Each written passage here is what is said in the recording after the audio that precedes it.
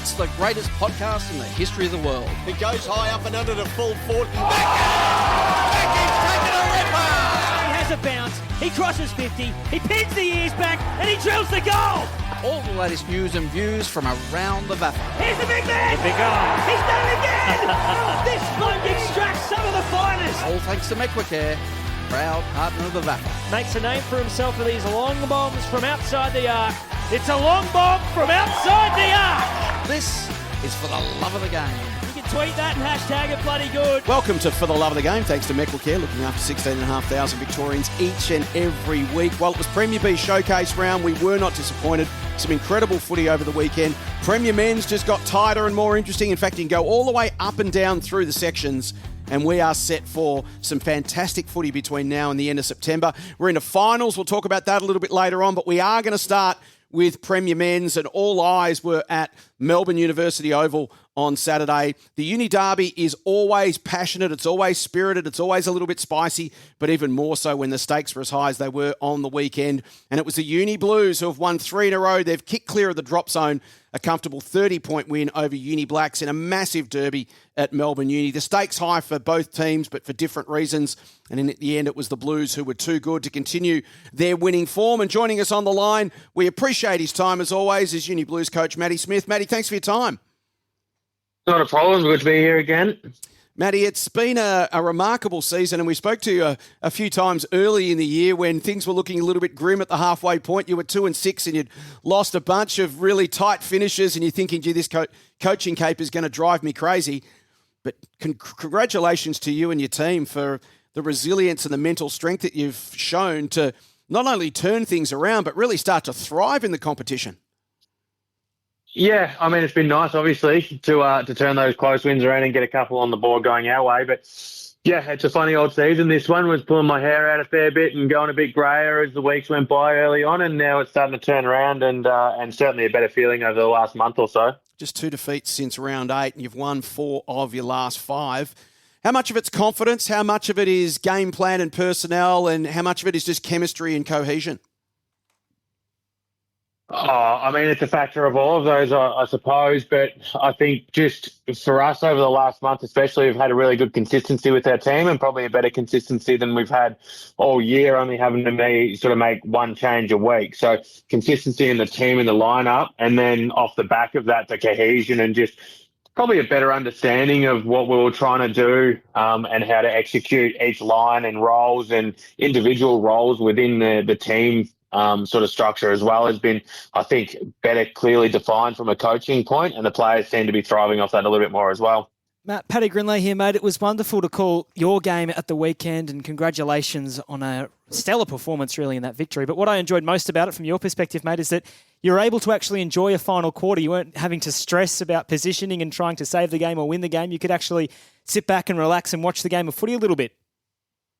Yeah, it certainly was. It's the first time we've been able to do it this year, and I didn't lose too many nails from it in the last quarter, thankfully. But, I mean, just given how the season's gone, when they kicked a couple of goals, there's always that little voice in the back of the head that sort of says, here they come and here we go again. But, no, it was really nice to be able to enjoy it. And it's good for the players to be able to go out and play with freedom and enjoy that sort of style of footy as well. And that's what they should be hunting week in, week out from here on out for the last couple of weeks to go. But to be able to enjoy it is really nice to see. You're the first-year coach of the footy club this season. It's been a year that's sort of evolved into what it is right now, where you're having some success on field. How have you evolved as a coach through 2025? I think for me, I was probably a little bit too standoffish in terms of how much control I was taking over midfield lines, back line, forward line, and how much direction I was giving to them. I left it to the players to drive a lot of that. And I think as it's gone on, I've understood that even though we've got some really experienced players in there, even the experienced players want coaching and seek feedback as well. And the younger players especially do as well. But I think I sort of probably left it to them a little bit too much, and over the last month or so I've been more hands-on, more specific with what the messaging has been across to each line, and I think they've really bought into that, and I guess the communication from the lines is increased off having more information coming in from me as well. So it's just, taking a little bit more control and just getting that feedback from players and building off of that. Matthew Donald here. Congratulations on the win on the weekend and your form certainly over the last couple of months. You mentioned a little earlier some of the things that have really stood out from week to week for your side during that stretch. But I want to look at the second quarter specifically at the weekend because that was an outstanding term of football from you, 7 goals to 2. What was it about what the team did in that second term that was most impressive from your perspective? I think it was just we had a massive hunt kind of terminology coming into this game, especially against Blacks in taking away time and space. And so our ability to own territory but still be able to create space in our forward line and let our forwards get to work and do what they do best. We've owned territory for matches previously, but we've lost our shape and we've got really high and taken away a lot of that space for our forwards to do our work. And I think we just were able to allow them to do what they've got to do and give them that space and then just getting re-entries off the back of it. And clearly in that second quarter, it was just one of those quarters where it didn't sort of really matter what was happening. It was all going right for us, and that showed with some of the goals that were being kicked as well. Technically, you're still alive. Mathematically, you've got Zabs and Brighton in the last 2 weeks, the top 2 teams in the competition. Are you approaching this with a sort of a free swing mentality that you can now actually take on the very best teams in the competition and almost have a little mini final series of your own to try and knock off the best teams? Yeah, I think so. I mean, we've sort of taken the results out of it, and especially over the last 3 or 4 weeks, we haven't been focusing on the results. We've been focusing on the process and making sure that we're enjoying it, first and foremost, but secondly, understanding what that process is, and then the results will come off the back of it. And I think that's just released the pressure a lot, and the boys are playing better for that. But I mean, I've done part of my development is doing presentations now for the Thursday night trainings, and I finish off every presentation for the last 3 or 4 weeks has been saying that, giving the team the chat GPT solution as to whether we can make finals or not. And it still says we can make it. So we're going by that at the moment. So we've got 2 more wins as long as we take care of that. ChatGPT says we're still alive with other results going our way. Exactly right. Exactly right. And as you know, we've been saying for a couple of weeks now, Matty, no one wants to be playing the Blues right now. They are a tough game to try and get over the top of. Definitely not. And whenever has ChatGPT led us astray? Never.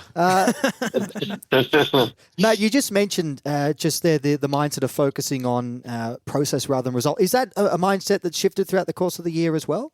It's certainly shifted in my head and the way the messaging has been delivered across to the boys. I think we just got, in early days, it's all about chalking up early wins and trying to get those points on the board to make the second half a bit easier. And then obviously it didn't go our way. So then it was pressure to get the wins up so we avoided relegation. So all the messaging was we need a win, basically, and to avoid those 2 things, or A, get into finals, or B, miss relegation. But it just put too much pressure on us, and even from a coaching point, it was a lot of pressure on us to get those results. So it's now turned to the results will come as long as we take care of the processes and what we can actually control. We can't control the result, but we can control the journey to get to that destination at the moment. So that's been the messaging, and I feel like it's just eased the pressure, and we've enjoyed football and training off the back of that. We're taking it 1 week at a time and focusing on the process, and the outcome will take care of itself, Matty. Yeah, there you go. So you're only a first-year coach, but you have settled in beautifully. Correct. The last one I'll ask you, Matty, is about an individual player. His name's Trent Cossar, and I hadn't seen him play ever before. He came into this side, he's got the long hair, he's wearing the big white sleeves, and he kicked one of the freak goals from the half-forward flank. He went for a massive fly as well. Simon Petch is in love with him. Where have you found him? He played at the club a couple of years ago. So my first year, obviously, at the club was last year, and I didn't see him at all, and he wasn't there at all. But he'd played there previously, and then he came back on board. He's a farmer from up north, so he's got big commitments with his family farm up there and travels sort of between here and Echuca quite a bit. And then, he came back down and was keen to play again. And all the reports are that he played some really good senior footy previously at Blues. And I obviously hadn't seen too much of him, and because of the training commitments, not being able to get there, he just missed out on opportunities. And then, over the last 3 or 4 weeks, he's come in and he's just thrived in that. His leap inside is uncanny. He's got a really big leap. And then, that goal on the weekend at a pivotal time for us as well, late in that first, I think it was, and just to keep us in the hunt. And then, he's been an incredible find and just been a real revelation for us in that midfield sort of relief ruck role. Well, the Blues have been a revelation in the back half of the year. Our thanks to Michael Smythe, according to GPT. Michael Smythe, the Uni Blues coach. Matty, appreciate your time, buddy. Best of luck for the fortnight to come, Zabs and Brighton. I appreciate it. Thanks very much, boys, and I'll see you over the weekend. On your Smythe. Always great to catch up with Matt Smith, and mate, geez, what a great job he's done to turn the season around in his first year at the helm. Let's move on. That Blacks loss meant that Old Haileybury could effectively wrap up fourth spot if they could defeat St Kevin's at Haileybury College. Always a special day for the Bloods when they get to play at the school. They kicked the last couple of goals of the opening term. They led by 7 points at the first change, but second quarter, all St Kevin's. They took control around the contest. They kicked 5 unanswered goals, led by 25 points at half-time. Andreas Stefanakis threatened to bring the Bloods back into the game with a couple of early goals in the third term, but St Kevin's held firm. They kicked 2 of their own early in time on. Stefanakis surged again. 2 goals in 2 minutes late in the quarter. Gave him 4 for the third term. Kept the Bloods alive. They were 23 points down, still in with a chance at three-quarter time. But then the host added a couple of minor scores to begin the last term. However, Scob then kicked 2 in 3 minutes, got the margin out beyond 30 points, and from there were able to control it. And a comfortable win for them, a 5-goal win. It effectively locks them into third spot. Their 7th consecutive finals campaign, which is a wonderful achievement. The chance to secure fourth spot slipped through the Bloods' hands. They still have a strong hold on that spot in fourth. Win either of their last 2 games and they'll qualify for September, but the job not quite done yet, Paddy. They have St Bernard's and Old Scotch in the last 2 rounds. St Kevin's played De La Salle and then St Bernard's. So St Kevin's locked in a third. Old Haileybury, 1 win away, you would think, from locking up fourth spot. For Anthony Lynch, great performance again from St Kevin's. They just keep on keeping on. Yeah, correct. And the Bloods faithful would have been as barracking as hard for Matty Smith as any of the Blues faithful out of University Oval. So it's worked out okay for the Bloods despite the loss. For Anthony Lynch, he felt the Bloods were well on top of them in the first term. The level of intensity and pressure very high. He was pretty disappointed with that plug and Lynch, but they were able to reset after quarter time and then continue on their merry way. Plenty to improve on still for St Kevin's, but 7 seasons in a row they've put themselves into a finals campaign, and this has been the story for a few years, Jace. They like to come together at the right time of the year, and it feels that way at the moment for St Kevin's. Yeah, just go about their business, and in horse racing terms, they've been 1 out and 1 back, just Correct. sitting nicely tucked in behind the couple of leaders, just not worrying too much and just staying under the radar.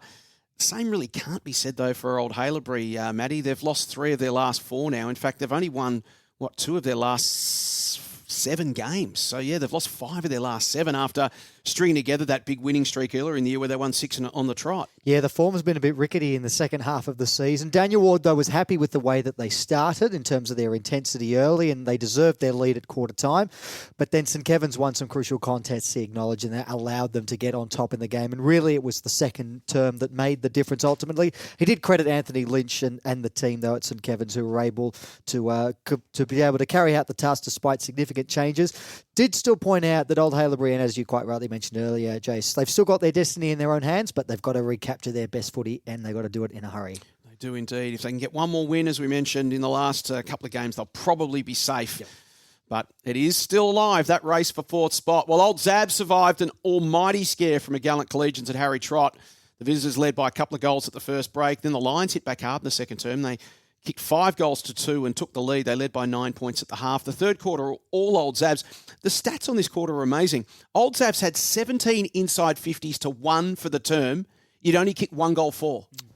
17 to 1, but just 1 goal. So credit to the Collegians' defence, who obviously just hung in and defended grimly. Scores were actually locked together at the final change. The Zabs were 2 men down. They'd lost Josh Kennedy, who'd come back, the Sydney Swans champion, come back from the hamstring and then redid the hamstring, which is terrible news and really sad for Josh. And Alex Spralia, their dominant ruckman, they were both out of the game with an injury. Spralia with a corky, he pulled up really sore. The last quarter, well, it was just as quirky as the third. The Lions at this time dominated the territory, but they were unable to score. They had 14 inside 50s to 7, yet the game remained in the balance. Sam Hansen kicked a goal for Zabs, gave him a 6-point lead. Dylan Thomas tied things up 15 minutes in. Tex Wanganeen gave Zab the lead once again, entering time on. That 8-point lead was reduced to 2 when Lukic goaled at the 30-minute mark. So yet another thrilling finish at Harry Trott. and yet another heartbreaker for Collegians. They got the ball back out of the middle. They launched it forward. They were looking for the winner. Zabs cleared it momentarily, went back inside 50. Lukic was leading out towards it. Siren sounds. Zabs win it by 2 points. So Collegians, for them, their 5th single-digit loss of the season. So from 6 tight ones, they're zipping 5 plus a draw, which completely flips your season. You go from relegation zone to playing finals footy. That's the difference. But once again, they proved themselves capable of stretching a contender. But unfortunately for them, their reality is that they're still squarely in the relegation race with a fortnight to play. They play Old Brighton this week, so it doesn't get any easier down at Fortress Brighton. And then I guess they're ace in the pack really in the relegation race up their sleeve. And we're not taking this great game for granted. I know Geordie McKenzie certainly won't, but they do play De La Salle in the final round. Their destiny as well at the moment is still in their own hands because they're ahead of St Bernard's on percentage. Zabs play Blues and Blacks to finish.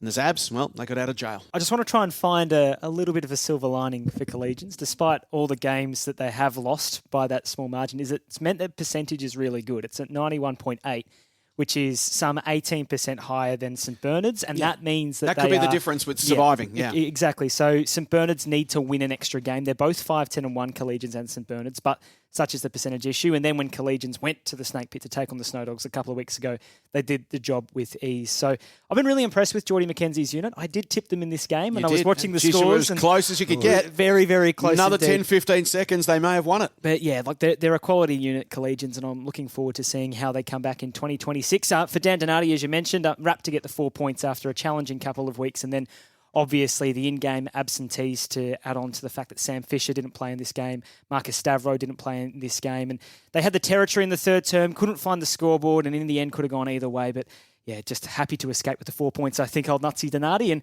we get him this week against the University Blues at home.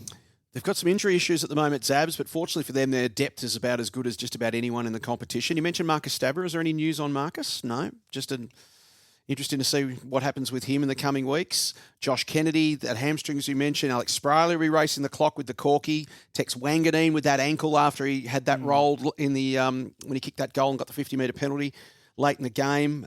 So he'll be scanned and assessed. So, yeah, some concerns for old Zabs with some big names. But as we mentioned, Matty, they've got more depth than just about anyone in the competition. Geordie McKenzie, glass half empty, glass half full. How do you approach it? Yeah, well, he acknowledged what a great game it was. A really hard-fought arm wrestle between the two sides. Goals were hard to come by across the course of the match.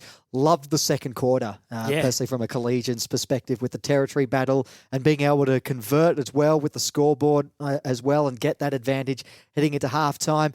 And then the momentum swung, as we've already alluded to, at various stages throughout the second half until ultimately Zabs came out victorious. Loved the effort from the players, but and he acknowledged as well, on many occasions this season, Collegians have been involved in close games but haven't yet been able to get over the line in any of them. It'll happen. It'll happen before the year's out, no matter what. They need it. They're running out of time to make it happen. Will it be this week at Fortress Brighton? Goodness. Will it be in the final round against De La Salle? They're going to need, you would think, to win one of those. St Bernard's are going to need to win one more. Yep. So if Collegians win one, Bernies will need to win two. If Collegians don't win either of them, then St Bernard's will need to find a win. Speaking of St Bernard's, Old Scotch took a giant step towards safety with a win over the Snow Dogs at Camberwell.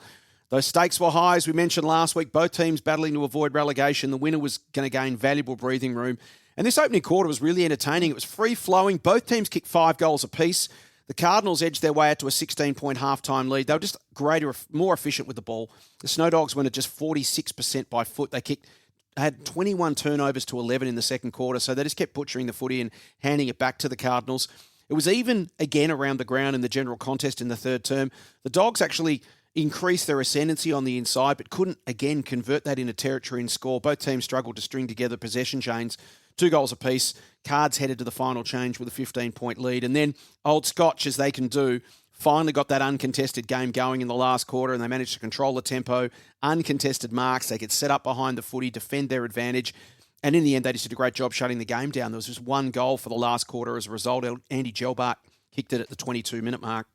And the reigning premiers secured their place in Premier Men's for 2026. Hard-fought 22-point win. St Bernard's fought all the way, but it still leaves the Snow Dogs stranded in 9th. And as we mentioned, probably needing to win their last 2 matches and have other results go their way. They'll play Old Haileybury at home this week and then St Kevin's at home in the final round. So they're going to have to knock over probably 2 top 4 teams. Yep. They've struggled to win at home. The time has come for Steve Alessio's men. They've got to get the job done over the final fortnight. Scotch will finish with Uni Blacks and Old Haileybury, but they've now kicked themselves a game and a half clear plus percentage of the drop zone, so they should be safe.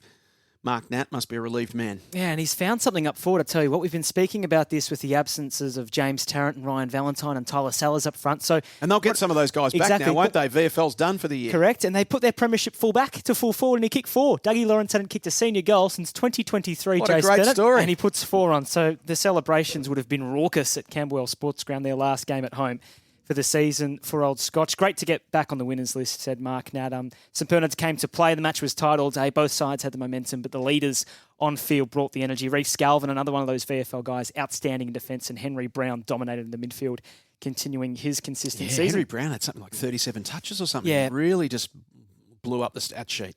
A big V representative from a couple of years ago and had some games for Coburg VFL, if memory serves me correctly. So good to see him playing well at the right time of the year as far as the cards are concerned. Steve Alessio of St Bernard's, Matty Donald, what did he have to say? Yeah, so he was really happy with the overall effort from the group across the course of the 4 quarters and acknowledge a period of time in the final term when there was no score for about 20 minutes.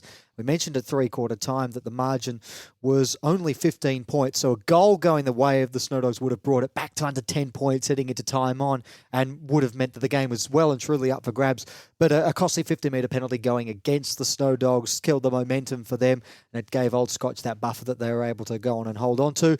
And now it's a case for them moving on. They've got an opportunity to ruin a couple of finals aspirants' days in the final fortnight of the season and stave off the relegation battle in the process. So a big couple of weeks coming up for Steve Alessio and his boys. And I suppose the benefit, Jace, for the Snow Dogs as they try and stave off relegation is that they've been in this situation before recently, so they have at least something to learn off after last year. Of course, destiny was out of their hands at the end of things last year. They had to rely on Collegians beating Fitzroy, which they did on the last Saturday of the home and away season, but maybe that can teach them something, perhaps, as they get some VFL players back themselves? Yeah, well, it's just elimination final time now for St Bernard's, isn't it? They've got to keep winning. They've got to win their last 2 games and then hope that Collegians don't win their last 2 if they're going to have any hope of getting out of relegation. And the final game of the weekend saw the top visit the bottom.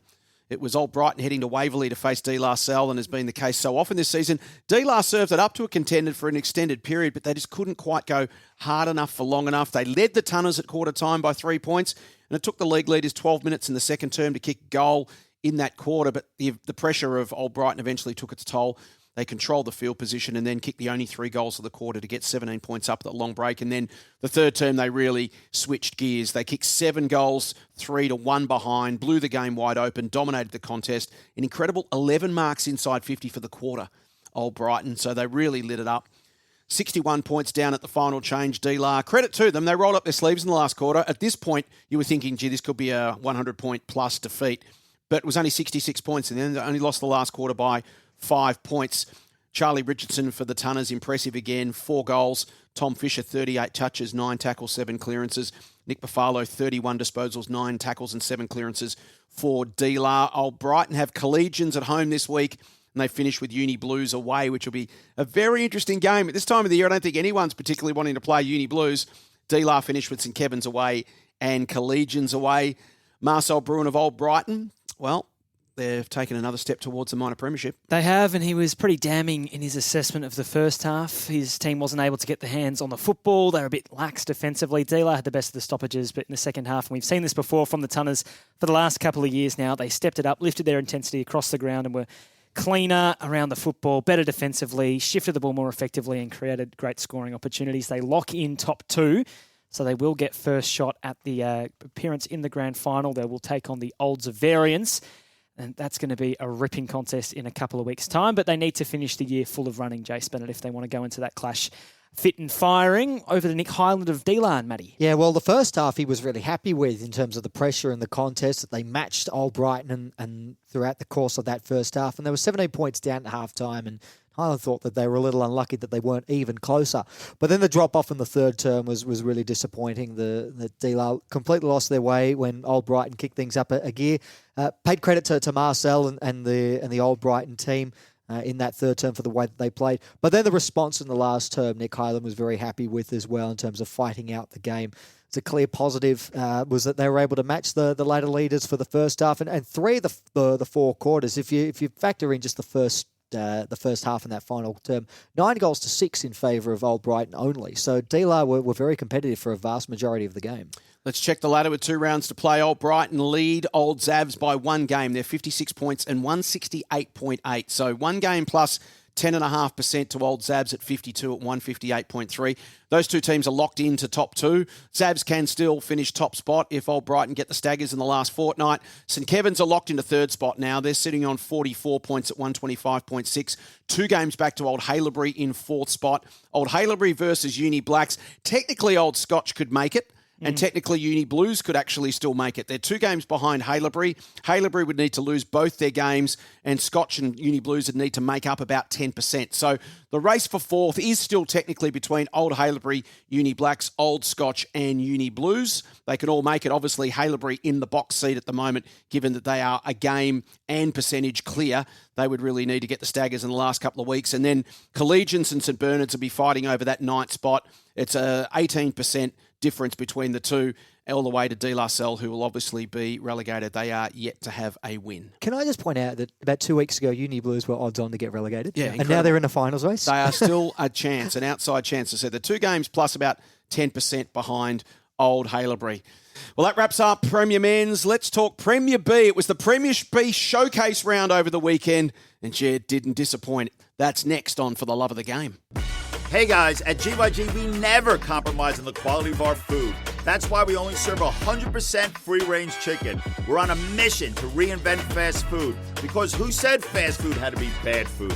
Love ya.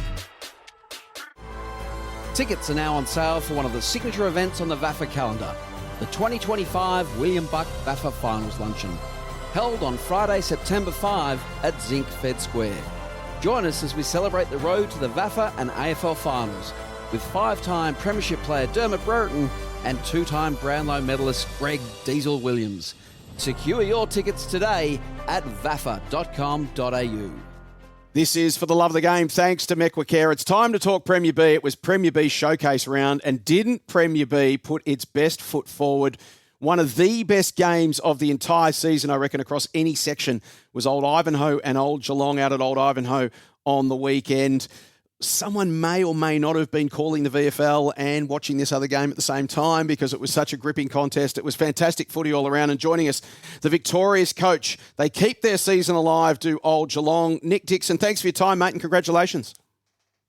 Yeah, thank you, Jace. G'day, lads. Thanks for having me on. It was a great game, and I think anyone that was there would definitely echo that it was a high-quality game. And better than anyone just being able to be there, the rest of us could watch it on the live streams. And it is the first time we've ever done the Premier B showcase, Nick, but I think it highlighted we had so many amazing games. That Kerry Campbell game we'll talk about later. But the quality of Premier B football, and I've had a couple of people talk to me about it, that don't see a lot of Premier B footy. They watched some on the weekend because it was on our mega wall on the website, and they were blown away at just how good the standard is. And when you think that a team like Old Geelong coming into the weekend might have been theoretically the 17th best team in the competition, if you think the top 10 in Premier Men's and then the top 7 in Premier B, the standard and quality of the comp, mate, it's mind-blowing, isn't it? Yeah, it really is. I think, for us, you only have to look at Ivanhoe and the quality of players in their team. I think they could compete with anyone in the VAFA from A to B with that midfield, and obviously Murkov in the ruck. And you see the evenness of the comp every week. There's good players in every team. So if you're not on, you can lose. And it's echoed by the ladder positioning of every team. The win-loss is just so similar. Now, usually with Premier B, Jason, Matty, I have the first ball with the coaches covering this division, but there's a gentleman on this podcast who actually called the action out at Chelsworth Park. His name's Matthew Donald. And Matty, what did you make of Premier B at your first time of calling it? Oh, well, I mean, it was a call befitting the occasion, I think it's fair to say, Paddy and Jason. I've had the pleasure of calling a number of great games this season across Premier B division, but this match, I think, was right up there with some of the best that I've seen in 2025. 2 high-caliber sides, ebbed and flowed throughout the course of the afternoon. We had some brilliant goals right across the course of the day, lots of goal-of-the-day contenders, and a close finish at the end. So a terrific contest. And Nick, congratulations to you and your boys on what was a fantastic achievement, a victory on the road. I'm curious, going back to the start of the game, though, first v 7th on paper, but still with your boys a shot of making the top 4. What was the message that you gave to your boys leading into the contest about trying to get a win on Saturday? Yeah, we know Ivanhoe can really hurt you quickly if you give them time and space, and they've got a lot of talent across the board. So pressure was a big focus for us. We thought the week before against Trinity, we dropped away right on that, and they really made us pay. So we kind of just wanted to get that back in our game a little bit, especially leading into the business end of the year. And even at quarter time when we were behind, we thought our pressure and our intensity around the contest was still good. They were just a bit slicker than us, but I thought we were able to turn that at quarter time and able to get it back on a level pegging game. You lost 3 in a row, around 10, 11 and 12, 11 points, 28 points, 10 points. They were all games, Nick, that you were well and truly in all the way towards the end. And since then, you've managed to turn things around and win 3 of the last 4. Has that been personnel-based, or has there been another reason behind the upswing? Yeah, it's probably a multitude of factors. We certainly have had a rough year in terms of availability. This is my 3rd year coaching Old Geelong, and I haven't seen a year like this in my 3 years. But just probably little execution stuff we just didn't nail late in games. Our intensity and our willingness to have a crack was still good. We just couldn't quite put teams away or get back in front late in the game. So, when in this competition, if you're just 5% off, you're going to lose those games by a few goals, and that's what we were doing in the middle of the year. But pleasingly, we weren't getting blown away with a lot of our senior boys out. We're still able to compete, be really competitive, and now we've got some continuity in the back end. We've able to have a little bit more consistency across those 4 quarters. And Mickey Nichols kicked the sealer for you. Of course, he's done that a couple of times for you over the years, Nick. He has a habit of bobbing up in clutch moments and putting the ball through the big stick. So I actually texted Mickey and asked if there are any questions that I should put to you as part of this interview, and I got 2 messages back. Message number 1, Nick sleeps with the lights on, and message number 2, his hero is Harry Cole. Could you tell me more about that, please? As I'm sure you're aware, Mickey's a unique character. Correct. But just loves the spotlight, which is great in terms of a performance aspect. He's just, whenever the big moment comes, you always think, right, Nick's going to impact the game somehow here, because he's just a great competitor, but also isn't shy of the moment, which is perfect for our team and what we needed on the weekend. But in terms of, certainly don't sleep with the light on. And then Coley, who's my housemate, I don't think that he's my idol. I'm more having to pull him up on house stuff. Correct. So he's been away, hasn't he? Koi, the fish? Yes, he has. Yes, the Koi man. He's 2 months in Europe. Certainly enjoyed himself and came back very brown and a nice tan, but still probably getting back up to scratch. He's certainly not at 100% yet, but I think everyone knows that's seen him play footy. When he's up and about and playing well, he's as damaging as anyone in the comp. It was a particularly meritorious win over the weekend, given that you were without your big V ruckman, Jack Sheridan, who's just such an important influence. He was away, I think, at a wedding. But Big Sexy, the muscle truck, Lockie Donnell, he came in and did the job. Yeah, no, Big Sexy. He's played full back for us for 3 years now, but he's probably a natural ruckman. And just because we've had Shez, he really hasn't had the luxury of going in there. But Shez might be coming back through the reserves next week, I reckon, after Dunner's performance. And I mean, Murkov is probably the toughest test. Shezelenko will not like the sound of that. Certainly the boys in the WhatsApp group were saying, right, given the twos number coach, he'll be coming back midday next week. But it's certainly a luxury when one of your best players is out, and ruck's a really hard position to fill, and Dunners comes in and competes so well, probably against the toughest task in Prem B footy. So we were really pleased with his effort, and Shez, he was at the wedding, but I think he said he spent the whole time just watching it, so he probably could have just stayed and played, I reckon. Now, Nick and Matty, I've known Jace Bennett the whole time that we've been doing this podcast as a fence sitter, but you've gone with the Shezelenko, the Koi, and the Big Sexy in the first 6 minutes of the interview. I think I found your VAFA team. Well, I just, it's all about inside knowledge. Just got to do your homework. Okay. Everyone knows he's Big Sexy in the muscle truck, right? Sure. No, he was outstanding on the weekend against one of the Premier Rucks in Division B. Nick, we were close enough to hear your address at 3/4 time, and I won't say exactly what you said word for word, but it was to the effect of don't play safe in the final term. So clearly there was a directive from you to your players to take the game on, and one of the players who I thought exemplified that better than any was Sam Harrison off half back and through the midfield with some gut busting runs and long kicking. He was outstanding on the week. It must be a real pleasure to have a player of his ability creating that drive off the backline for you. Yeah, he's just a terrific player. He's got great footy instincts. We didn't have him last year. He had a year off footy, and it honestly did hurt us especially in that final when he's such a creative player off halfback and the wing and puts great speed on the ball and really challenges the opposition defence. So he was outstanding on the weekend. I thought he was a bit flat the week before against Trinity, but he really bounced back on the weekend and started a lot of scoring drives from that halfback line and almost kicked one great goal from starting with the ball in the back pocket and went all the way to half forward and just didn't make the distance. But when he's playing well, you can tell our offense is really clicking because he really gets the ball in motion and really challenges the opposition. It's been a phenomenal season in Premier B. Third and fourth spots still up for grabs right now. Caulfield Grammarians sit on 40 points at 101.9. Then three teams at 9 wins and 7 losses. Old Camberwell, Old Kerry and Old Geelong. And you play Old Camberwell and Old Kerry in the next 2 weeks. So effectively, Nick, it's elimination final time starts this weekend, doesn't it? It's a round robin to decide who gets there. Oh, certainly. Like, we are just framing this game as an elimination final. Essentially, the great thing for us is now our destiny's in our hands, with a few results going our way on the weekend. So that gives us comfort in knowing, right, if we can put performances together and prove that we're one of the better sides, then we'll make finals. But we certainly don't underestimate how challenging the next 2 weeks will be. Camberwell are in ripping form and they play such a good team brand of footy. And then Carey, if we're lucky enough to get to that stage, is obviously a tough task out there as well. It's going to be a fantastic last fortnight, befitting what's been an incredible season. Nick, thanks for your time. Best of luck for the next couple of weeks. Thanks, boys. Thanks for having me on. Great performance from Old Geelong, one of the wins of the season, and we appreciate Nick Dixon's time. Paddy, that was quite the result, and the way the other results panned out, it's just kept, at least 3 of the teams are alive. It's going to make life tough for Willie CYMS, but Old Geelong certainly have done themselves a massive favour. Yeah, 3rd down to 7th is the story now in Premier B, with the top 2 pretty much locked away, Old Ivanhoe and Old Trinity. They will play off for a place in top flight VAFA footy in a couple of weeks' time, and it's fitting, Matty Donald, that they play up against each other at this coming weekend.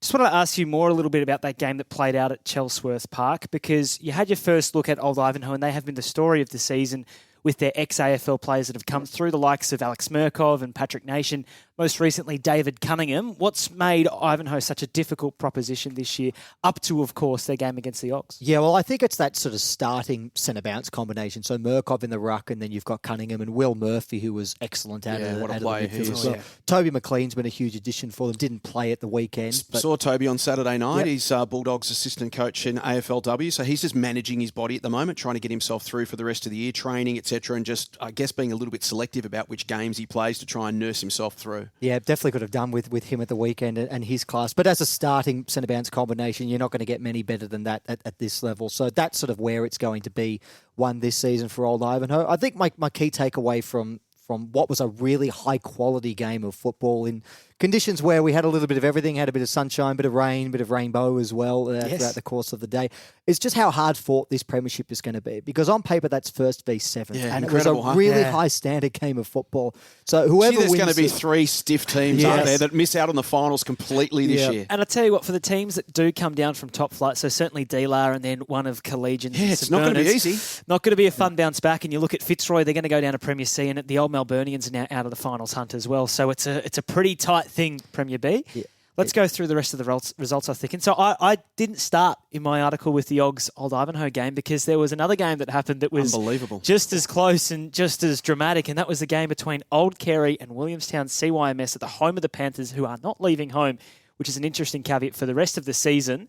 And Luke Giles, he felt like his team had the advantage all day long until Aidan McCarroll, the most recent Anytime Fitness Rising Star nominee at 209 centimetres, ripped the game apart with 4 goals in the second half. He took a game-high 4 contested grabs and put Williamstown CYMS in front. In the final term, it took Carey until the 30-minute mark to score. Wow. Williamstown kicked 3 goals, 2. Carey hadn't scored until a rush behind at the 30-minute mark. And Contazoglu, who had been in this space before, they led it by 10 points at this stage, or maybe 11 points. Having lost the game to the Caulfield Grammarians in dramatic circumstances, he put wheels into motion. He was aware of how to play out the game down the stretch, and it looked like Williamstown CIMS would hold on until high kick went inside 50. Charlie Grummett pulls it down for the Panthers. He kicks the goal. He cuts the lead to under a kick at the 31-minute mark, and then from the next stoppage, It's a free kick to Williamstown CYMS. They kick it long down the wing. The ball comes back into the corridor. It's dumped deep inside 50 by Tim Newton. And roving the pack, Charlie Connell-Tobin. You should watch this back on VAFA TV. It's one of the most picture-perfect small forwards rove that you will see in football. He roved it off the front of the pack, ran around onto his right-hand side, set the snap goalward and split the middle, put the Panthers in front. Only a minute remaining, and they were able to play out the game. So with the last 2 goals of the game, they're only 2 goals of the final term. Old Carey victors over Williamstown CYMS by 3 points. Gee, it's been a brutal few weeks. For Williamstown CYMS, they'd won 5 out of 6 to get themselves into a wonderful position inside the top 4, and then lost to Old Ivanhoe by 5 goals. And then the last 3 weeks, they've lost by 11 points to Old Geelong, 8 points to Caulfield, and now 3 points to Old Carey to just about sink their season. Yeah, it's just brutal for Contezoglu's men. They were 8-4. They're now 8-8. They're in 7th place. They are still a chance of making the top 4. They need to win both their games and hope results go their way elsewhere. As we mentioned with Collegians at the top of the show, because they've lost these games by slender margins, their percentage is still quite healthy at 112.6, so they could jump a few sides if results fall their way. But the CYs, it's all come apart at the very end. They will likely get Geordie Buzzertool and Harry Miller back from VFL duties this weekend for its game against the Old Melburnians. But, yeah, brutal scenes for the CYs again. Elsewhere, Old Camberwell, I think they've got an argument to be the competition's most informed side because it shaped up as a belter against Caulfield Grammarians at the weekend. Turned it to a fizzer, especially after half-time, where the Wellers kicked 8-1 after the long break on their way to an 80-46 win by 34 points. And since the double bye, Neil Connell's side is 3-1, and that loss came by 8 points on the road against Old Ivanhoe. So that gives you a real indication of where the Wellers are at. Paul Satterley's side came into that having won 5 games on the trot. So you could argue that they were maybe due a game that they could drop. They are still in 3rd position, the Fields, but their percentage, interestingly, is the 3rd worst in Premier B and the worst of the teams jammed in from 3rd down to 7th. So despite having a game on the rest of the chasing pack, they have Old Trinity to finish, and it could be a dramatic finish again for the Fields after they won on the last day of the home and away season in 2024 to stay up in Premier B for 2025. We'll whiz through the rest. Old Trinity, they were the only side that went into round 16 in the top 4 to then come away with a victory. Which is incredible. That's remarkable. 3 of the top 4 teams lost. Yeah, 4-goal hauls to Dom Payman and Ed Chard, the standouts in a comfortable defeat of Fitzroy by 62 points. Dom Payman looks like he will qualify for finals. He was the Team of the Year full forward last year. He's been injured this year as well as spending some time with Coburg. So he's a story to keep your eye out on. The other game, the Hampton Rovers getting exceptionally close to the Old Melburnians at Elstonwick Park, but the OMs running away late. They kicked 6 goals in a row in the final term after the Rovers took the lead in the first 7 minutes of the final quarter. They won by 20 points, the OMs, but they are not going to feature in finals in 2025. So looking at the ladder with 2 rounds to play, Old Ivanhoe and Old Trinity are locked together on 52 points. They play this week for top spot.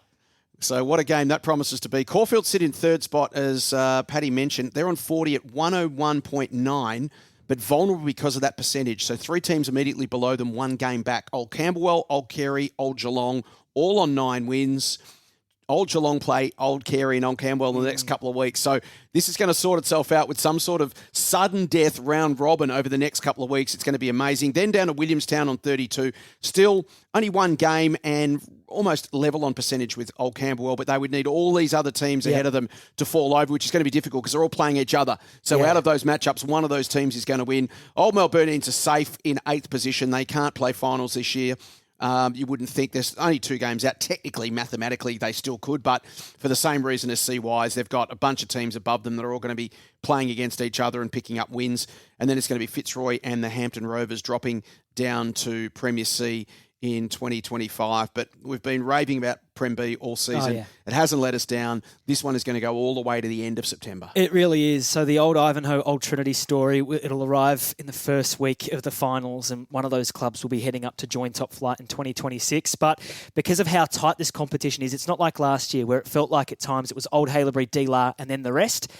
It's certainly not the case this year. So this game between Ivanhoe and Trinity, it's a really strange one. We could have a final 8 in Premier B. Really Let's do that. Let's just extend the finals and have a final 8. There's your wildcard weekend. Now, this is the payoff for the hard slog during the winter months. You get these big games at the end of the season, right on the doorstep of finals. There's some huge matchups this week. I can't wait for it. Tips to come a little later in the show. And next, we will talk Premier C footy on For the Love of the Game. Tickets are now on sale for one of the signature events on the VAFA calendar, the 2025 William Buck VAFA Finals Luncheon, held on Friday, September 5 at Zinc Fed Square. Join us as we celebrate the road to the VAFA and AFL Finals with 5-time Premiership player Dermot Brereton and 2-time Brownlow medalist Greg Diesel Williams. Secure your tickets today at vafa.com.au. Would you like to get more closely involved with footy and enjoy the unique camaraderie and bonds that exist in and around footy clubs? VAFA clubs are always looking for volunteers to assist with the weekly running of the club, both on and off the field. Log on to vafa.com.au and check out our club directory to find a club near you. This is For the Love of the Game. Let's talk Premier C. And I tell you what, the thriller of the weekend turned out to be at Pitcher Park. Parkside, 8-13-61, defeated Mazenod 7-13-55 in a critical game in the relegation race. Parkside winning their 4th game of the season. They now sit on 16 points at 58.3, a game clear of Mazenod on 12 points. Mazenod with a superior percentage by 13%. It was a ripper of a game, and it's been a fantastic competition in Premier C. It's going to go all the way to the wire. And joining us now is Parkside coach Rick Frost. Rick, thanks for your time. Oh, good on you, boys. Thanks for having me. Rick, that was one heck of a game on the weekend. You must have been absolutely delighted to come away with the points. Delighted is the word. No, it was really nice. It was really good. They were really good as well. It was one of those arm wrestle games. We went back and forth, and a bit of inaccurate kicking from Mazenod.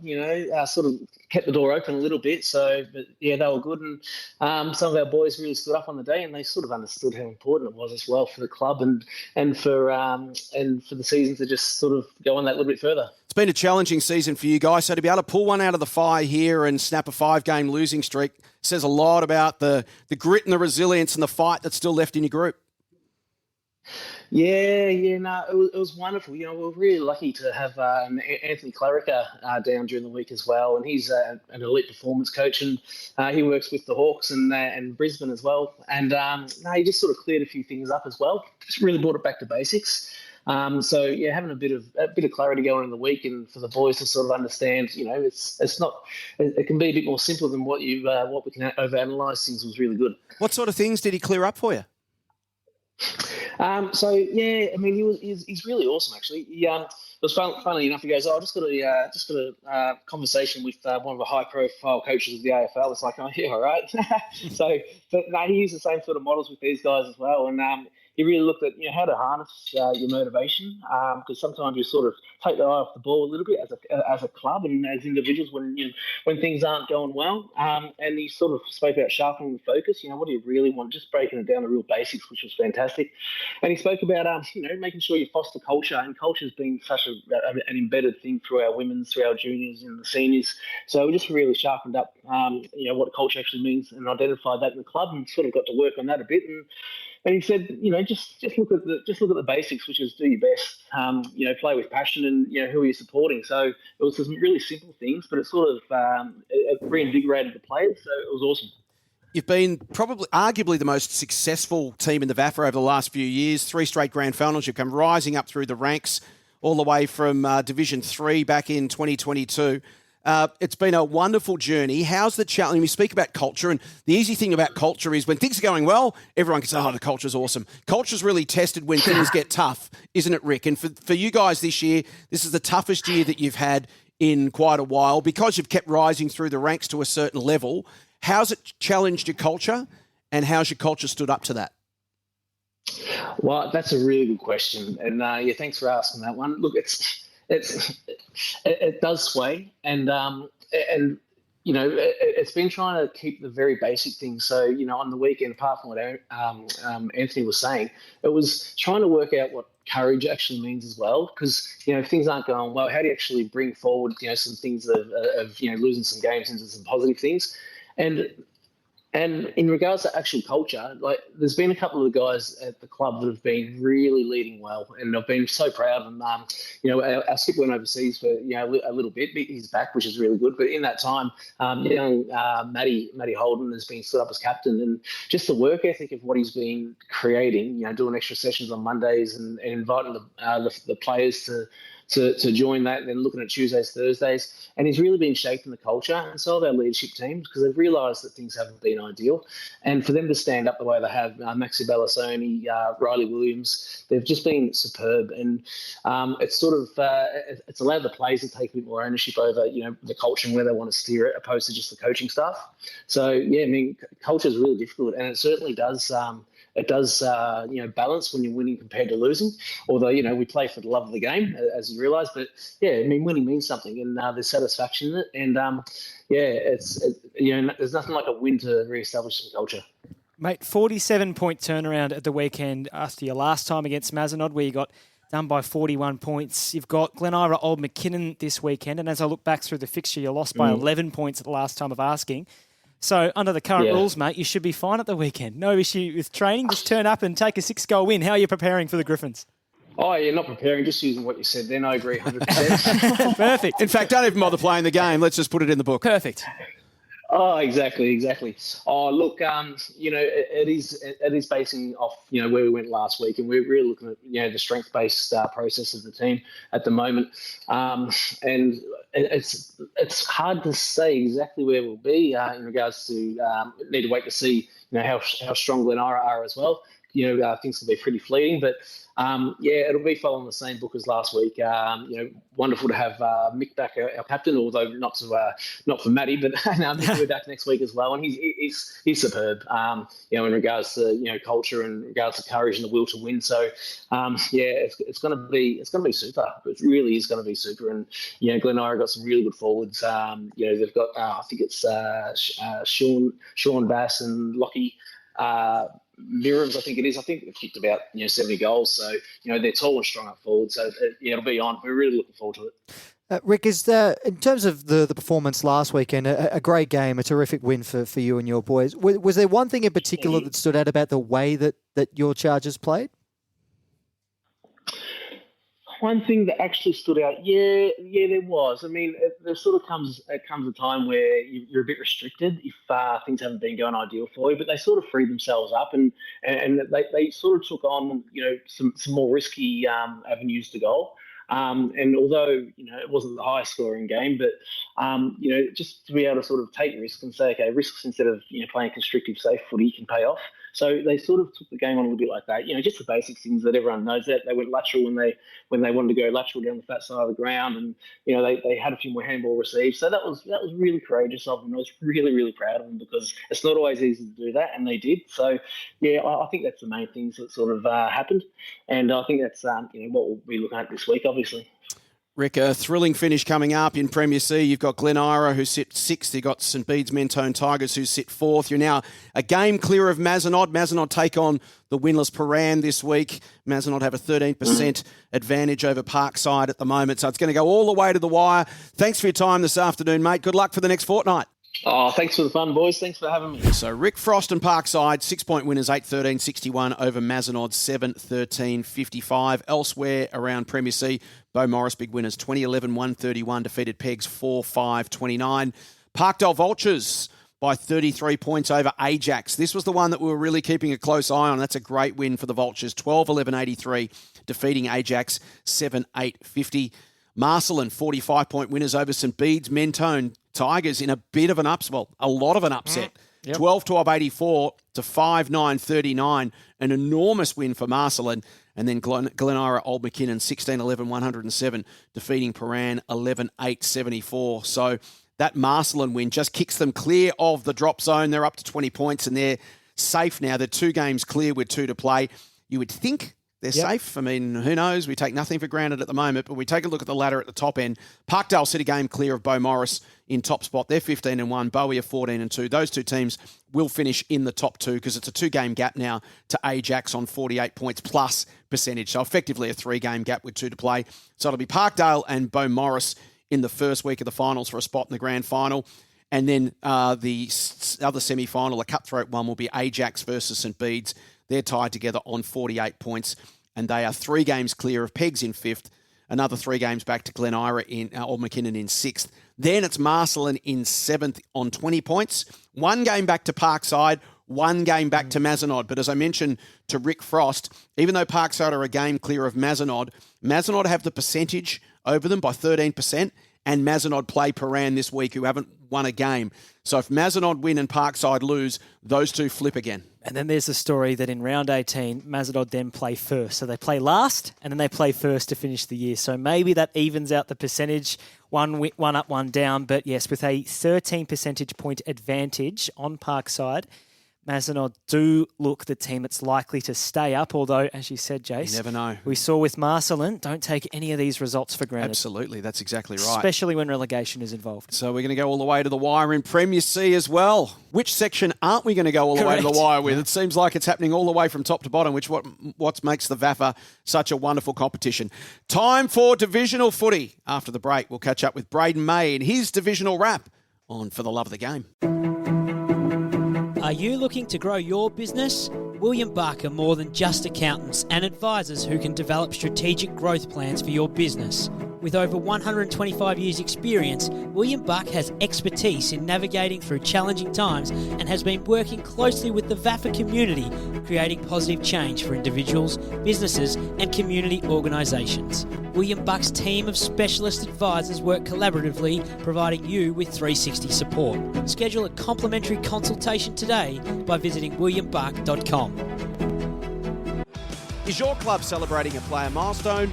Let us know at VAFA Media and we'll feature it in the Amateur Footballer. We're always on the lookout for stories that acknowledge outstanding achievements and the clubs behind them. Email us at media@vafa.com.au. This is For the Love of the Game, thanks to Mequicare. It's time to talk divisions, and let's bring in our divisional guru, BRAYDEN May. BRAYDEN, thanks for your time. Divisional footy just keeps delivering. Yes, it certainly does, and I can't believe there's one round to go. This season has absolutely flown, and the best part, there's still so much to play for this weekend. Exactly right. Let's start in Division 1, and Ormond, well, if you just look at the ladder, you'd go, gee, they're having, what a season they're having. They're 17 and zip with a percentage of 156, but they just managed to maintain that perfect record over Q over the weekend. They snuck home by 4 points, and when you look back, they've won a game by 4 points over Peninsula. They've won a game by 1 point over UHSVU, and now a 4 point game over the Bears as well. And that's all in the last 6 weeks. Yeah, I think it's pretty important. Like, you can talk their unbeaten record, like obviously the club record 17-0, but to win games in that fashion is so important. Like, we've seen sides throughout history, no matter what competition, they go through a season, they win by 20 goals every week, then they get to a final and get beaten because it just tightens up. But I think this young Ormond side, they're learning a lot on the run, and it's very exciting for Carl Pinto and his young men. How are they travelling in terms of injuries, etc., and do they face a selection squeeze? Yeah, they're starting to get some guys back, but unfortunately it looks like they've lost their skipper, BJ Hardwick, for the rest of the season. Talking to Kyle yesterday, he seemed pretty disappointed. He was still going to have some scans and get the full results, but we hope that hasn't happened. He's a terrific leader of this club. But again, it's just one of these things. They've been winning and they've really tested their depth. And I think what the most impressive part is that the kids are standing up under pressure. You look at someone like Mason Thatcher, he's been thrown around a little bit. Josh Bridges, he's come in and played fullback. He was actually out of the senior side for a little bit, but losing a couple, they lost a couple against Preston Bullens that we touched on last week. He's now coming in and playing as a key defender when he's a bit undersized. So it's one of these things, if you take your opportunity, you might play in a premiership flag in 5 weeks' time. Elsewhere, mate, in Division 1, Oakley, how about it? A stunning win over Old Peninsula to keep their finals hopes alive. Yeah, it was a really important win. If you look at the context and going into the round, I think we all would have had Old Peninsula as favourites in that game, considering what they did a week earlier. But they were missing a couple of players. No Nathan Jones for the second week, no Max Cleaver-Camp. But Oakley, they just keeping on. They're a super young side. I think we weren't sure what would get out of them when they were relegated at the end of last season. They lost some key names that we spoke about, but talking to Chris Warner, the coach, earlier today, he was just telling me how it's actually the young guys leading the way, and they're just enjoying this, I guess, freedom of no real expectation. And he just kept finding things about guys. Like on the weekend, he threw the magnets around a little bit, which was really important, and he found a couple of things that he might keep up his sleeve for this week, because they do have to win and they're in, especially if the Bullens do lose. It was Oakley 17-10, 112, defeating Old Peninsula 10-7, 67. We mentioned the Ormond game being a thriller. 12-11, 83, Ormond over Q, 12-7, 79. Elsewhere in Division 1, UHSVU 15-15, 105, 94-point winners over Therry Penola, 1-5-11. Monash Blues over Elstonwick by 58 points, 16-15, 111, defeated Elstonwick 7-11-53. And the final game of the weekend was Preston Bull Ants, 13-17, 95, defeating Brunswick 6-11-43. So we take a look at the ladder, and it's Ormond out in front. They will finish on top. They're 17 and zip. They're 4 games clear of Old Peninsula, 52 points, 153.9. They are 1 game plus 12% ahead of Q, so they should be good for second spot. Old Peninsula, you'd think. Q sit a game ahead of Preston Bull Ants in third spot, plus 26%. So, again, Q should be good to finish third. The race for fourth is the interesting one. Preston Bull Ants, 44 points, 115.6. Oakley, 1 game behind, 40 points, 115.8. So nothing in it in terms of percentage between those two teams. Preston Bull Ants take on UHSVU this week. UHSVU sitting 6th on the ladder. Oakley, in the final round, Oakley will play the Monash Blues. So it will come all the way down to the final game of the season. Preston Bull Ants, the destiny's in their own hands. If they can get the job done over UHSVU, they will finish 4th. If they stumble and Oakley get the job done over Monash, Oakley, the Crushers, will sneak into the finals. It's going to be fascinating. And as we turn to Division 2, Brayden, speaking of a fascinating final round finish, the race comes down to South Melbourne and MHSOB this weekend. So it's that final spot in the 4, it's up for grabs between those two sides. Yeah, the Unicorns, they'll be looking to St John's to do them a bit of a favour. So they'll host South Melbourne Districts, who will enter that game as favourites. They're the red-hot team. But Unicorns themselves, they'll welcome Old Yarra Cobras, who are a fine damn side on their own day. And they're still playing for the chance to take top spot. So they'll be looking for that. And then you've got West Brunswick and St Mary's Salesian, obviously not really playing for anything. The Magpies, they're locked into third. They'll play in that first semi-final. But St Mary's will want to tune up, get top spot, and, again, make sure they're right for next week when the biggest game of the year and arguably the most difficult one to win, the one where there is a place in the grand final on the line. So MHSOB sitting on 36 points at 108.4. They've got a superior percentage, but they're 1 game behind South Melbourne. So as we were talking about with Division 2, at the moment it's South Melbourne's to lose. They sit there in 4th spot. The destiny's in their own hands. They play St John's in the final round. Should they stumble in that game, it opens the door for MHSOB. MHSOB in their last round clash will take on Old Yarra Cobras. So it's going to be a tough game for them, the second team in the competition at the moment at 14-2-1. But the door's still ajar. South Melbourne, if they can win, they're in. If they don't win, MHSOB pull off the upset, we could have a stunning finish to Division 2 as well. We might have a Division 3 finals preview on our hands this weekend, Brayden May, with how results have ended up there. Yeah, it's shaping up to be a very interesting clash. So Richmond Central will host North Brunswick Bulls. So that's 3rd against 4th heading into the weekend. And look, on paper, previous results, you'd probably expect that that's going to be the first final when you consider Powerhouse go to take on Latrobe, who they should account for, and then Wattle Parkway, Swinburne Uni, who, again, they should beat. But stranger things have happened at this time of year. Yeah, so those two teams could play each other back-to-back. Yeah, correct. Richmond Central at the moment in 3rd on 52 points. North Brunswick in 4th on 48 points. But they're separated on percentage by 0.4% at the moment. North Brunswick with the superior percentage. Which doesn't matter whether you finish 3rd or 4th. Correct. It's exactly the same. Same as finishing 1st or 2nd. Doesn't matter bragging either. rights. Might be resting yeah, a few maybe. That's the more interesting part, isn't it? The Yeah. psychological side of it is very interesting. Paddy, you have a look at the other results around Division 3 men's from across round 17? Yeah, we have 4 relatively close ones and one that wasn't so close. So Wattle Park, 69, defeated North Brunswick, 59 by 10 points. Swinburne University, 93, defeating Chadstone, 54 by 39 points. Richmond Central, we just mentioned them, 88 over Albert Park, 56 by 32 points. Box Hill North, 67 over Latrobe Uni, 54. And then Powerhouse, 59 goals, 30 behinds, 384. Ely Park scoreless. And Jace, we gave Ely Park a shout-out last week. I need to apologise. I took the liberty last week of giving Ely Park a bit of a motivational pump-up. I gave them some credit for always turning up, and that's why I sit on the fence, Paddy. Correct. Because all I can do is just get involved and make trouble and make chaos. So my sincere and humble apologies to Ely Park. Please don't listen to anything I say. What the hell would I know? It's taken me 2 years of podcasting with you, Jace, to understand why you get the splinters on the fence. I understand. Now you get it, right? I just cause havoc. I'm much better off just staying in my lane. The Division 3 ladder, Powerhouse atop the ladder by percentage over Wattle Park, 56 points apiece, but the percentage gap is some 60 points, Powerhouse on top. Richmond Central in third and North Brunswick in fourth, as we've touched on. Box Hill North at best, they will finish in fifth place, 10 and 7 in fifth spot, 40 points. Albert Park a game back in sixth. They are 3 games clear of Latrobe Uni in seventh, themselves 2 games clear of Swinburne Uni in eighth, and then ninth Chadstone and 10th Ely Park. Brayden, we look ahead to Community TV. Our doubleheader this week will be coming from Fortress Brighton. It's Old Brighton taking on Collegians. Collegians fighting to avoid relegation for the first time since 2006. And Old Brighton, well, they're fighting to win back-to-back minor premierships. The Tunners haven't lost there since round 17 of 2023. But Collegians, as we've seen in recent weeks, they're capable of stretching anyone. Which is fantastic. It's amazing what happens when you play with that little bit of extra pressure. You can either cave and go and play some of your worst footy, but Geordie McKenzie's got this Lions team going along nicely. I think we've seen the injuries that Old Brighton's had this year, so stranger things have happened at this time of year. Are the Tunners resting some? I guess we'll find out more later in the week. Yeah, they went within a kick of knocking off Old Zabs on the weekend, Collegians, so we know their form right now is good enough to challenge the very best teams in the competition. Brayden, anything else you're working on across the competition?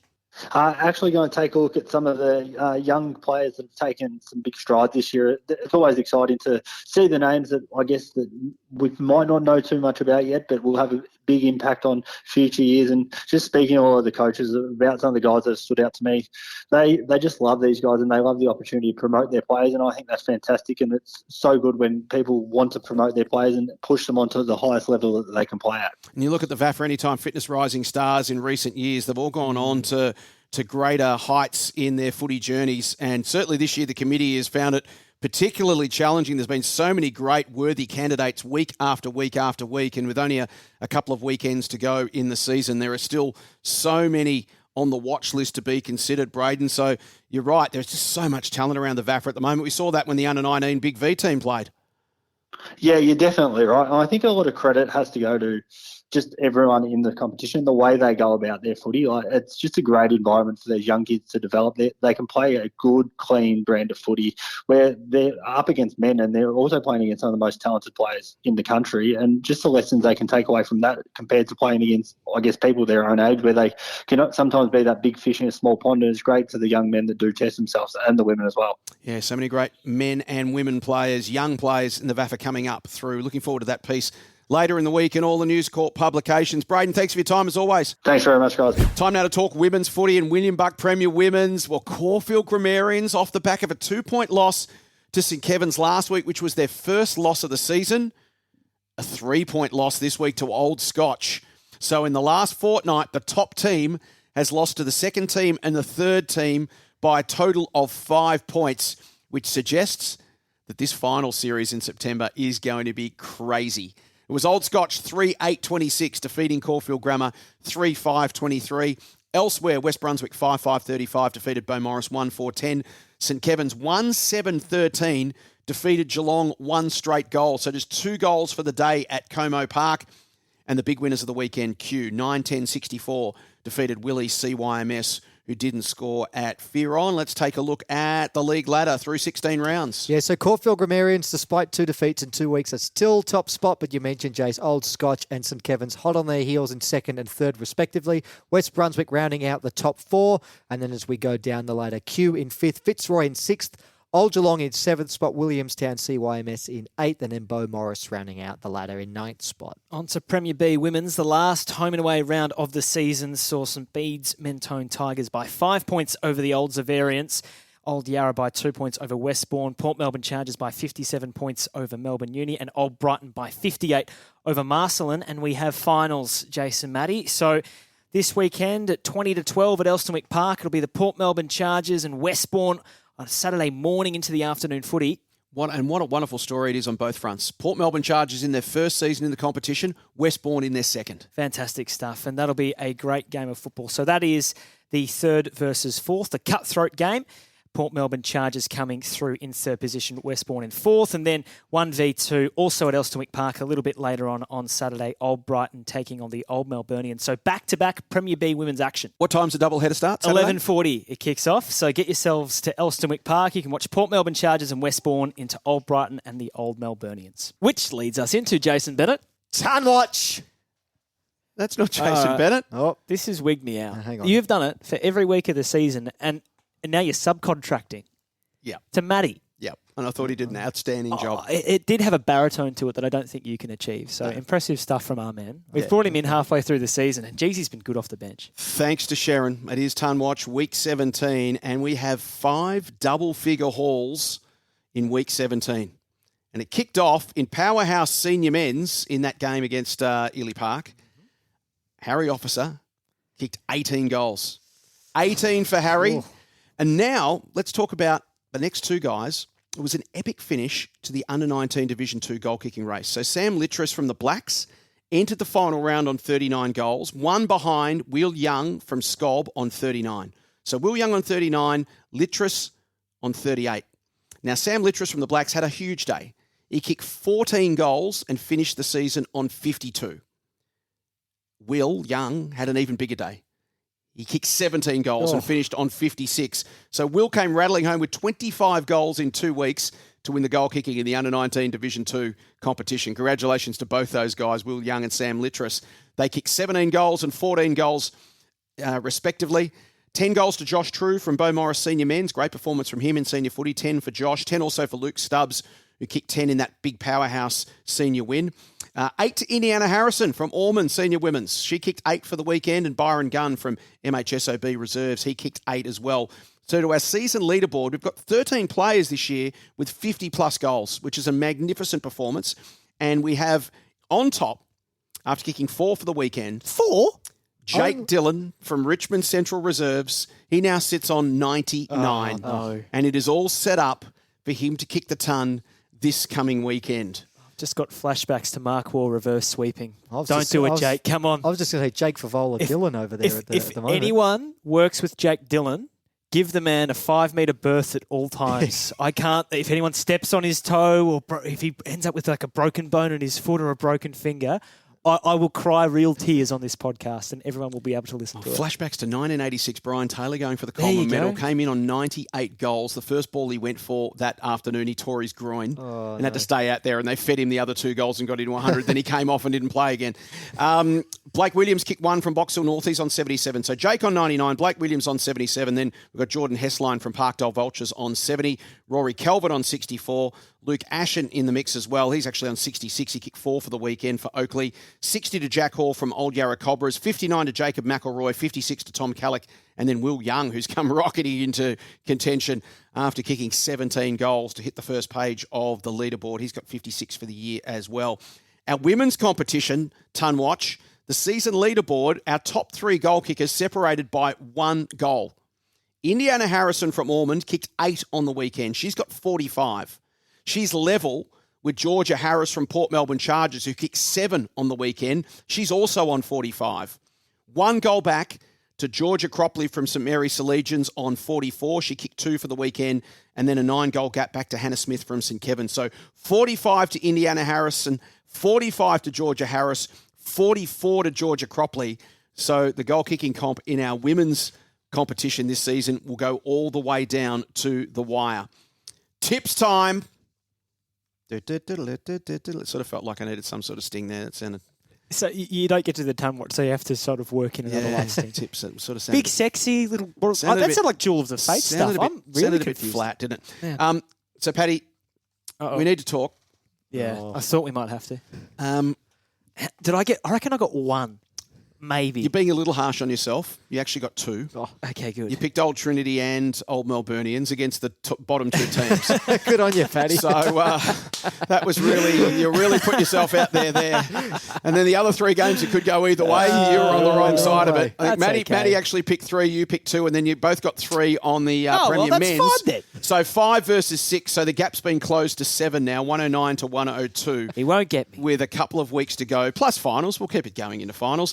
Let's start with Premier B Men's round 17 action. We've already talked about the incredible competition that this is, just how tight it is with 2 weeks to go. We're going to start with Caulfield Grammarians versus Hampton Rovers at Glen Huntly Park at 2 p.m. Patrick, you're leading the competition, so you can tip first. Yeah, I think Caulfield respond after a disappointing performance against the Wellers, although Hampton were very much improved against the Old Melburnians. Yeah, got to make some ground on Paddy, but it won't be here. I'll be going with Caulfield Grammarians as well in this one. What a game this one promises to be. Como Park, 2 p.m. Old Geelong versus Old Camberwell. It's our first elimination final in Premier B for the season. It is. This is a genuine 50-50. I'm going to do something which I don't like to do, which is tip against the Ogs at home. I think the Wellers are the form team of the competition right now, although you wouldn't have taken the Ogs taking 2 wins and 1 loss from their run against Williamstown, CYMS, Old Trinity and Old Ivanhoe, which going into that run was the entire top 3 of the ladder. So the Ogs have been punching above their weight, although I think the Wellers will get the job done away. They were so good last week, Old Geelong. They were so impressive, and I'm going to tip them to get it done at home here. And they are going to get Jack Sherrin back from his wedding, I think, so that's interesting. Not his wedding, a wedding. A wedding, but although Big Sexy went okay, so I wonder if Jack, as we mentioned, has to come back through the twos. Might have 2 muscle trucks out there. Old Trinity versus Old Ivanhoe. Top of the table clash for top spot. Old Trinity to win this game of footy.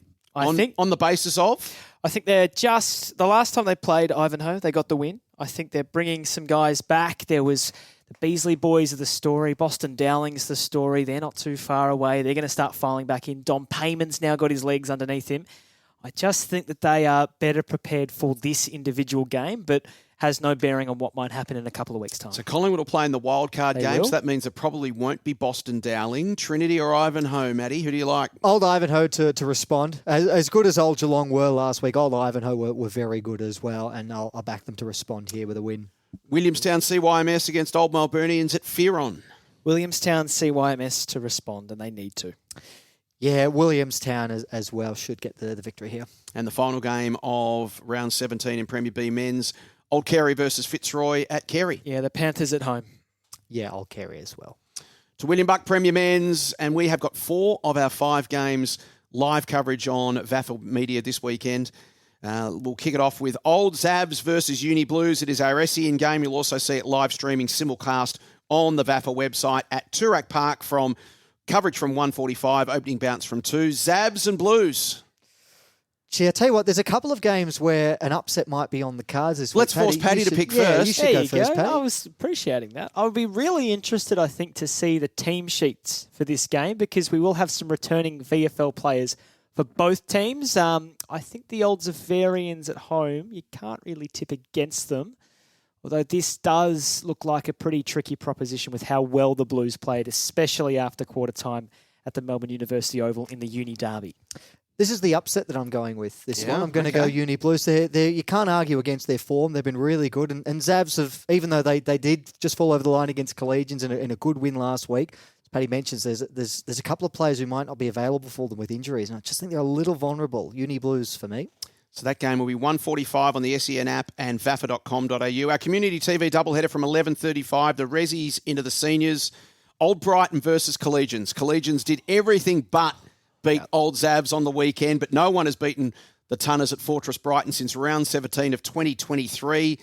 Could it be Collegians? You mentioned they might get a close one and win one finally. Is this the week? Patrick? Oh, this is tricky. I'm going to tip Collegians again. Okay. Ooh. I like it. It's bold. I think, their form has been so good. They were so close to the Zavs. They've just about got the band back together. And I think maybe for the Tunners, there could be an element of don't smash yourselves in the last couple of weeks, considering that they already They'll have a finish few first or guys second anyway. So, on the yeah, line. yeah. So Collegians Well, I'll tell you what, need I to will win say this. this. If Collegians win, that's the tip of the year. That is. That would be the Yep. tip of the year. If you pick Collegians over Brighton at Brighton Well- and they get up, that is the tip of the year. It's also backing in a team against the top 2 weeks in a row and possibly getting it wrong because it would be the first time, Jason, sometime in 2023 that a team has gone to Fortress Brighton and returned with 4 points. Yep, So round 17. good luck, Geordie. I reckon if this was at Harry Trott, I'd go Collegians, but I just think Fortress Brighton is just a bit too strong to be stormed this weekend. I'll go with the Tunners. So that game's 11:35 into the seniors at 1:45 on Community TV. Another VAFA live stream, 1:55 on our website. This is a fascinating game, actually. University Blacks versus Old Scotch. Yeah. Blacks are fighting for final survival. Old Scotch are starting to get some VFL players back, and they are a team you may not want to face in the last 2 weeks because they could be back to full strength and pretty keen to make a statement, I'd say. Yeah, they might get James Tarrant and Tyler Sellers back this weekend. Tyler Sellers was great depending on last how it week. I goes. called him in the VFL. Yeah. He is in form. So I'm going to go with Scotch to win. Yeah, this is a really tough one as well, but I'm going to back Old Scotch. Another VAFA live stream, 1:55 on Saturday on our website. St Bernard's versus Old Haileybury. Now, St Bernard's are fighting for survival. We know that. Old Haileybury are fighting for survival inside the top 4. One of them's going to be disappointed. Who will it be? Well, it would be remiss of me to mention the VFL guys as well for St Bernard's, because we haven't seen Jackson Haitley and Matt Foley all year for the Snowies. Maybe we do this weekend. Two very good players. And they help them in a position where they need help. Ben Huggard as well, out of North Melbourne, I should mention. But they do need mids, St Bernard's. And Jackson Haitley's a big-bodied mid. Matt Foley plays as a fast rebound defender at VFL level, but certainly can go into the midfield and cause trouble. He'll provide some speed and a bit of class. Yeah, and Huggard's a back pocket at VFL level, but has been playing mid for St Bernard's. Is that enough to get him over the Bloods, who have been struggling for form? I think this will be a really quality game of footy. I think St Bernard's just fall short, and I think the Bloods win. Wow. Okay, Matty Donald, you're heading out there to call this one for VAFA Media, VAFA TV. Who do you like, Bernards or Bloods? Yeah, looking forward to it. There's huge ramifications for both sides, as you mentioned. So no one lacking incentive to get the 4 points here. Wow. St Bernard's will make the relegation race interesting with 4 points in this. Wow, there you go. And if that gets up, that might be the tip of the year as well. Go. Final game of the weekend, St Kevin's versus D-Lar at TH King. We could look so terrible about this time next week, couldn't we? Unfortunately not unfortunately, but Christian Algieri is a guy who I've wanted to call for a long, long time. I wanted to see play at VAFA level for a long, long time. But unfortunately, as far as my selfish ambition goes, he's going to be fronting up for Collingwood in their wildcard match. So St Kevin's just finding their form at the right time of the year, I reckon. They win against D-Lar. Yeah, they're starting to motor St Kevin's and as we approach September. And I think here against D-Lar, as competitive as D-Lar were for much last week, I think St Kevin's will be just too strong here. Our Divisional Women's semi-finals on Saturday and Sunday, Divisions 1 to 4. First and semi-finals there. Check the website for all the details there, all the times and locations. Our Holmes Glen Under-19 Divisionals, elimination qualifying and semi-finals there as well. A whole heap of games to enjoy. Our thirds men get through to preliminary final weekend. So good luck to everyone who's playing in the prelim finals, a chance to make it through to grand final day, as I mentioned. All the information can be found on the finals hub at vafa.com.au. Thanks for your time, as always, on For the Love of the Game. Another massive weekend of footy coming up. Looking forward to breaking it down with you next week on For the Love of the Game.